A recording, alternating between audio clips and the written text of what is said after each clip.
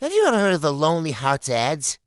Back in the day, before dating apps, people would place personal ads in newspapers, hoping to find love, companionship, or maybe even a little bit of wealth. It was a hopeful, romantic idea. But for some men who answered a particular set of ads, it was a one-way ticket to a nightmare. Today, we're diving into the dark and twisted tale of Belle Gunness, a woman who turned the search for love into a deadly enterprise on her Indiana farm. Imagine this. It's the early 1900s. You're a hard-working man, maybe a Scandinavian immigrant like many in the Midwest, and you've saved up a decent nest egg. You're lonely, and you see an ad from a charming, widowed Norwegian woman. She owns a prosperous farm in La Porte, Indiana. She's looking for a partner to share her life and her fortune. Sounds like a dream come true, right? Her name is Belle, and her letters are warm, persuasive, and full of promise. She might write something like, "Come to me, my dear. We can build a wonderful life together. Just bring your savings, so we can invest it and secure our future." It sounds so sincere, so inviting. Who wouldn't be tempted? But this idyllic picture hit a horrifying reality. This was no ordinary farm. It was a place where dreams went to die, quite literally. This charming widow was Belle Gunness, and she would later be known by much darker names, Lady Bluebeard, the Health Princess. She is considered one of America's most prolific female serial killers, and the story of how her crimes were uncovered is as shocking as the crimes themselves. So who's Belle Gunness? Born Brynhild Polster Sturset in Norway in 1859, she was one of 8 children in a poor family. She dreamed of a better life and, like so many others, saw America as the land of opportunity. She immigrated to the United States in 1881 and settled in Chicago, where she married her first husband, Mads Sorensen, in 1884. Together, they ran a confectionery store. But their life was plagued by misfortune. The store burned down and they collected the insurance money. Several of their children, a topic of much debate, died in infancy from what was claimed to be acute colitis. The symptoms, however, stomach cramps and exhaustion nearly resemble those of certain poisons. Then, on the very day that the life insurance policies on her husband Mads overlapped, he died. The official cause was heart failure. Belle collected the insurance money, a handsome sum for the time. With her newfound wealth, she moved her remaining children to La Porte, Indiana, and purchased the farm that would become her killing field. It seemed like a fresh start, but trouble followed her. Shortly after moving in, a mysterious fire broke out in the farm's boathouse. Again, she collected the insurance money. Are you starting to see a pattern here? In 1902, Belle married a local butcher named Peter Gunness.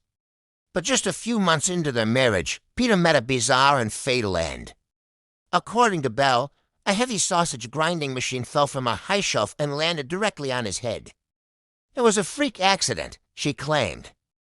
But Peter's own daughter from a previous marriage was suspicious. She reportedly told her schoolmates, "My mama killed my papa. She hit him with a cleaver and he died." The girl's claims were dismissed as childish fantasies, and Belle once again collected on a life insurance policy. Shortly after, Peter's infant daughter, who had been in Belle's care, also died under mysterious circumstances. With Peter and his children out of the way, Belle was the sole owner of the farm and all its assets. This is when her deadly Lonely Hearts scheme really took off. She began placing ads in Norwegian-language newspapers across the Midwest, targeting lonely, middle-aged Scandinavian men with money. Her ads were carefully crafted. She presented herself as a wealthy, kind-hearted widow looking for a respectable man to be her partner. The only catch? Suitors had to prove their sincerity by bringing their entire life savings to her farm. Men from all over the region responded. They were lured by the promise of a comfortable life with a loving wife. Men like John Moe, who sold his farm in Minnesota and arrived in La Porte with a substantial amount of cash. He wrote to his family about how happy he was and then silence. Or George Anderson from Missouri, who woke up one night to see Belle standing over his bed with a strange, menacing look in her eyes. Terrified, he fled the farm in the middle of the night without his belongings, becoming one of the very few to escape her grasp alive. For years, men would arrive at the Gunness farm, only to vanish without a trace. If anyone asked, Belle had a ready-made story. Maybe the man had simply left, deciding farm life wasn't for him. Maybe he'd gone off to visit relatives in another country. The local community didn't seem to notice the steady stream of male visitors who came, but never left. Belle was a large, strong woman, standing nearly 6 feet tall and weighing over 200 pounds. She was more than capable of overpowering her victims. Her farmhand, Ray Lamfer, was deeply infatuated with her and likely helped her with the grisly work of disposing of the bodies. But every criminal enterprise eventually unravels. For Belle, the beginning of the end came with a man named Andrew Helgelien. Andrew, a farmer from South Dakota, had been corresponding with Belle for months. He sold his farm and came to Indiana in January 1908, bringing his life savings with him. His brother, Assel Helgelien, became worried when he stopped receiving letters. Assel wrote to Belle, asking about his brother's whereabouts. Belle wrote back, claiming Andrew had left her farm and was likely in Chicago or perhaps even Norway. Assel didn't buy it. He was persistent and promised to come to LaPorte himself to investigate his brother's disappearance. Belle was cornered. She knew her time was running out. It's believed that this pressure from Assel is what prompted her to plan her final, desperate act. On the night of April 28, 1908, the Gunness farmhouse burned to the ground. In the smoldering ashes, investigators found the bodies of Belle's 3 children. They also found the body of an adult woman, but there was a problem. The body was headless.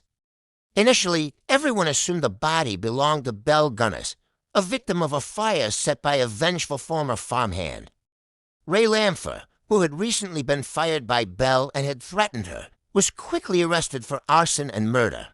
But Assel Helgelien finally arrived in LaPorte, and he was not convinced. He insisted that his brother Andrew had been murdered by Belle and that his body was buried somewhere on the property. He urged the authorities to search the farm. At first, they were reluctant. But Assel's persistence paid off. He started digging himself in a soft patch of ground in the hog pen. And what he and the other searchers found would shock the nation and the world. They started unearthing bodies. Not just one, but dozens. The farm was a veritable graveyard. They found the remains of Andrew Helgelien. They found John Moe. They found men, women, and even children, all dismembered and buried in shallow graves around the hog pen and chicken coop. The official body count varies, with estimates ranging from 14 to over 40 victims, but the true number may never be known. The farm had become Belle Gunness's personal slaughterhouse, a place where she preyed on the lonely and vulnerable for financial gain. The headless body found in the fire was eventually identified by a local dentist as Belle's, based on dental work he had done. Ray Lamfer was convicted of arson, but acquitted of murder. He later died in prison of tuberculosis, but not before making a confession. He claimed that Belle had killed all those people. He said she had drugged, killed, and dismembered her suitors, then fed some of their remains to her hogs before burying the rest. He also claimed that the headless body in the fire was not Belle's. He said she had murdered a housemaid, planted the body as a decoy, and fled with her fortune just before the fire. And that is the greatest mystery of all. Did Belle Gunness die in that fire, or did she get away with it all?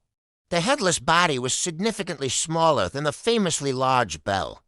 Many people over the years claimed to have seen her in different parts of the country. Was she living out her days under a new identity, funded by the stolen fortunes of her many victims? We'll likely never know for sure.